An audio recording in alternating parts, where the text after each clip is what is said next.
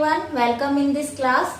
इस क्लास में हम जॉइंट स्टॉक कंपनी और पार्टनरशिप फर्म में क्या क्या डिफरेंस हैं उनको स्टडी करेंगे। जैसा कि आप जानते हैं कि कंपनी का जो जन्म है वो एकाकी व्यवसाय में कुछ लिमिटेशन होने के कारण हुआ है। इसी तरीके से पार्टनरशिप फर्म में भी कुछ अपनी लिमिटेशन थी, कुछ ड्रॉबैक्स थी, कुछ शॉर्ट कमिंग्स थी, जिसके कारण कंपनी का ओरिजिन हुआ। सोल प्रोप्राइटरशिप में क्या शॉर्ट कमिंग थी, क्योंकि यहाँ पर कैपिटल की जो अमाउंट है बहुत ही लिमिटेड थी।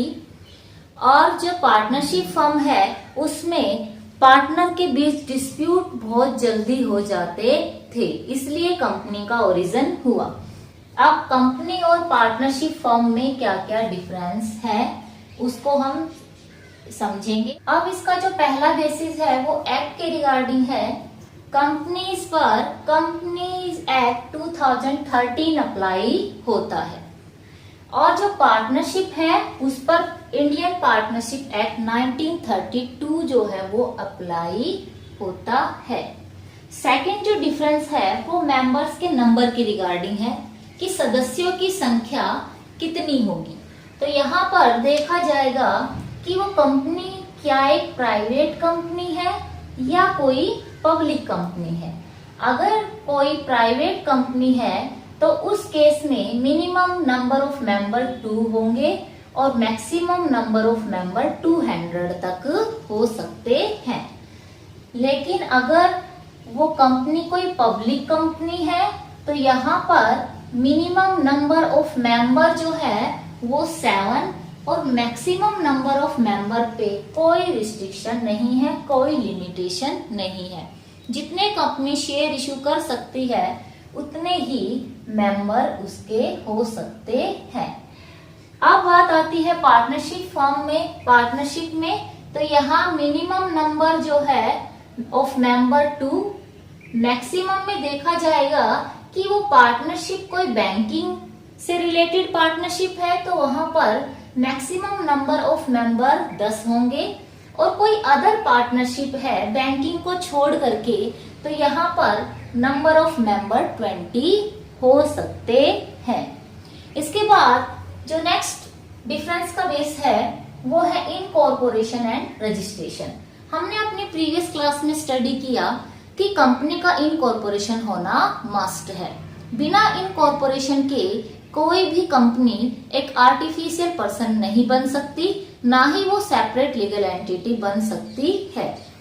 तो यहाँ पर कंपनीज के लिए इनकॉर्पोरेशन और रजिस्ट्रेशन दोनों ही करवाने जो है मैंडेटरी है।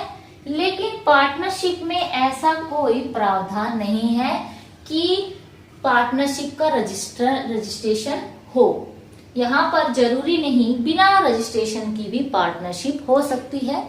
जैसे अगर कोई पार्टनरशिप किसी पर्टिकुलर टास्क को पूरा करने के लिए की गई है तो यहाँ पर जरूरी नहीं कि उस पार्टनरशिप का रजिस्ट्रेशन करवाया जाए। नेक्स्ट जो डिफरेंस का बेस है वो है सेपरेट एंटिटी। कंपनी एक सेपरेट लीगल एंटिटी होती है आफ्टर द इनकॉर्पोरेशन, समामेलन के बाद। समामेलन से पहले उसे सेपरेट लीगल एंटिटी नहीं माना जा सकता। सेपरेट लीगल एंटिटी से यहाँ अभिप्राय कि कंपनी का अपना अलग वैधानिक अस्तित्व होता है। उसका जो बोर्ड ऑफ मैनेजमेंट है वो अलग है, कंपनी अलग है।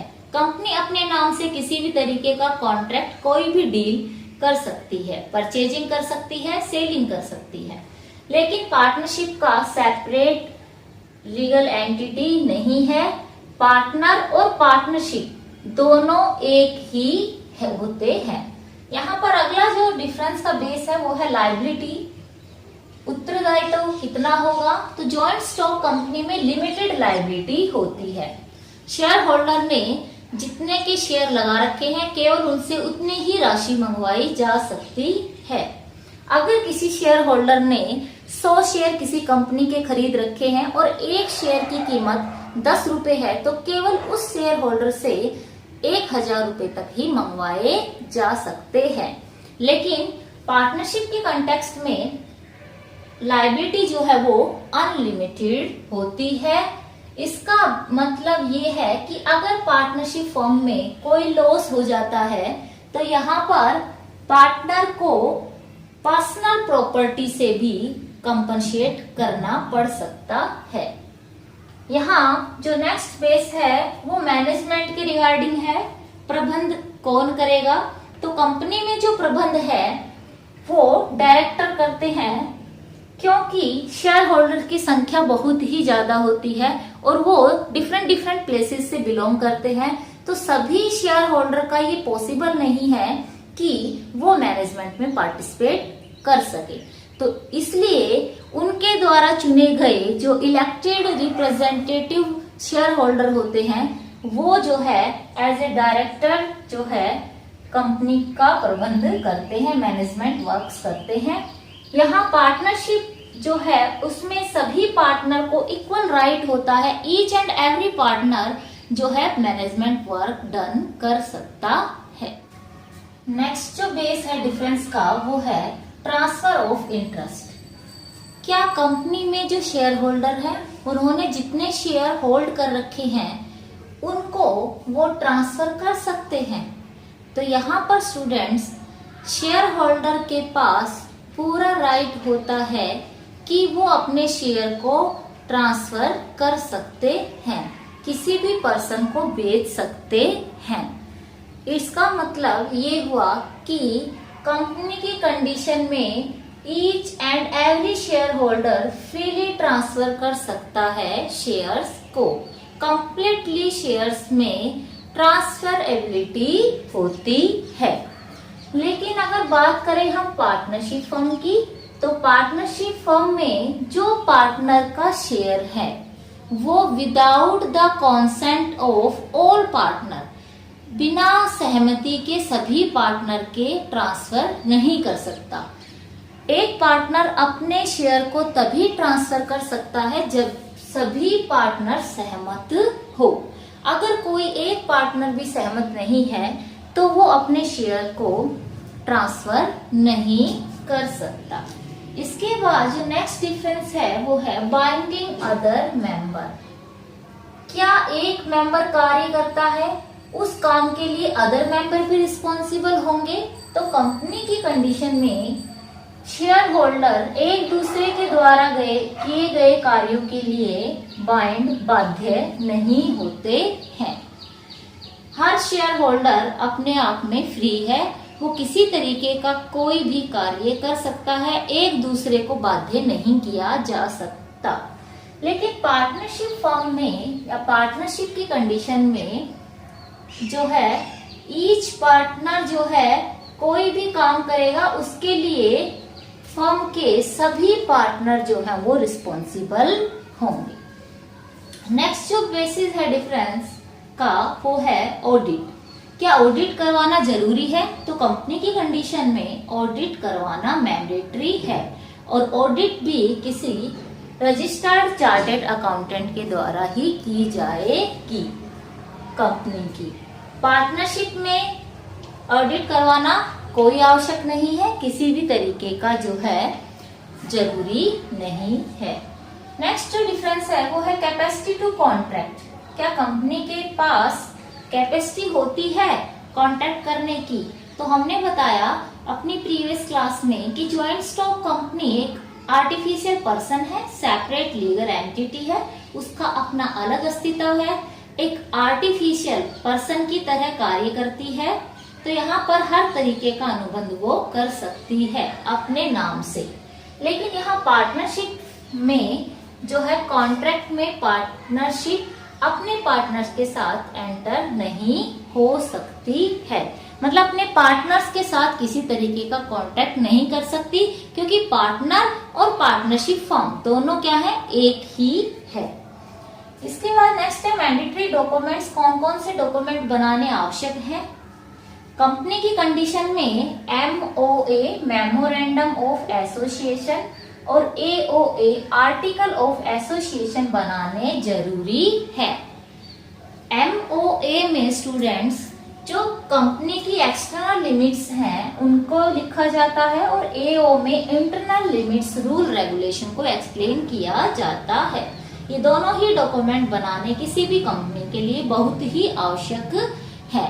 इसके बाद जो नेक्स्ट है पार्टनरशिप के लिए, पार्टनरशिप डीड बनाना मैंडेटरी है, क्योंकि पार्टनरशिप डीड में ही सभी रूल रेगुलेशन को लिखा जाता है कि सब पार्टनर किस तरीके से काम करेंगे, यहाँ पर क्या क्या पार्टनर्स की क्या क्या अथॉरिटीज है, क्या क्या रिस्पॉन्सिबिलिटी है, सभी को पार्टनरशिप डीड में, जिसे साझेदारी संलेख कहा जाता है, लिखा जाएगा। तो ये भी एक जो है मैंडेटरी डॉक्यूमेंट है पार्टनरशिप के लिए। इसके बाद जो नेक्स्ट डिफरेंस है वो है डिस्ट्रीब्यूशन ऑफ प्रॉफिट। प्रॉफिट को किस तरीके से डिस्ट्रीब्यूट किया जाएगा, क्योंकि एज यू नो स्टूडेंट कि दोनों ही संस्थाओं का निर्माण एट द एंड प्रॉफिट कमाने के लिए हुआ है। तो यहाँ पर जो कंपनी की कंडीशन में प्रॉफिट को डिस्ट्रीब्यूट किया जाएगा एज ए डिविडेंड। डिविडेंड किसी भी तरीके का हो सकता है, प्रोपोज डिविडेंड या interim dividend. Propose dividend annually declare किया जाता है और जो इंटरिम डिविडेंड है, जब एक्सेस प्रॉफिट होता है उस केस में इंटरिम डिविडेंड डिक्लेयर किया जाता है साल के बीच में, और प्रोपोज डिविडेंड साल के अंत में डिक्लेयर किया जाता है। तो कंपनी में शेयर होल्डर को जो प्रॉफिट डिस्ट्रीब्यूट किया जाएगा वो एज ए डिविडेंड दिया जाएगा। उसका रूप कोई भी हो सकता है, either propose dividend, either interim dividend. लेकिन पार्टनरशिप में जो पार्टनर हैं वो प्रॉफिट को डिस्ट्रीब्यूट करेंगे, या तो अगर उन्होंने पार्टनरशिप डीड बना रखी है तो उसमें जो प्रोपोर्शन डिसाइड किया गया है पार्टनर का, उस प्रोपोर्शन में प्रॉफिट डिस्ट्रीब्यूट होगा। अगर पार्टनरशिप डीड नहीं बनाई तो इक्वली प्रॉफिट डिस्ट्रीब्यूट होगा, या कोई भी प्री कॉन्ट्रैक्ट है, पहले से कोई अनुबंध किया हुआ है, तो उसमें जैसा लिखा गया है उसी अकॉर्डिंग जो है पार्टनर प्रॉफिट को डिस्ट्रीब्यूट करेंगे। नेक्स्ट जो बेस है डिफरेंस का वो है टर्मिनेशन ऑफ एग्जिस्टेंस। कंपनी के एग्जिस्टेंस को कब टर्मिनेट किया जा सकता है। सो यहाँ पर कंपनी को अगर किसी भी कंपनी के मेंबर या शेयर होल्डर की डेथ हो जाती है, या इंसॉल्वेंसी हो जाती है, या ल्यूनेंसी हो जाती है। ल्यूनेंसी का मतलब पागल हो जाता है, या दिवालिया हो जाए कोई शेयर होल्डर या मेंबर, या डेथ हो जाए, तो कंपनी पर इसका कोई असर नहीं होगा, क्योंकि कंपनी एक सेपरेट एंटिटी है। ये एज इट इज चलती रहेगी, कंटिन्यूटी में कोई इफेक्ट नहीं पड़ेगा किसी भी मेंबर की डेथ का, इंसॉल्वेंसी का, या फिर ल्यूनेंसी का। इसके बाद नेक्स्ट है कि क्या पार्टनरशिप को एग्जिस्टेंस पे टर्मिनेट किया जा सकता है। तो यहाँ पार्टनरशिप टर्मिनेट हो सकती है अगर किसी पार्टनर की डेथ हो जाए, इंसॉल्वेंसी हो जाए, या पागल हो जाए कोई पार्टनर। क्योंकि स्टूडेंट्स हमने पढ़ा है कि पार्टनरशिप में अगर एक पार्टनर कोई कार्य करता है तो सभी उसके लिए बाध्य होते हैं, क्योंकि इनके अंदर म्यूचुअल एजेंसी का कॉन्ट्रैक्ट होता है। तो यहाँ पर अगर कोई भी पार्टनर पागल हो जाए, डेथ हो जाए, या दिवालिया हो जाए तो पार्टनरशिप को टर्मिनेट करना पड़ता है। नेक्स्ट जो डिफरेंस है का बेस है वो है वाइंडिंग अप, कि कब वाइंडिंग अप समापन हो सकता है इन संस्थाओं का।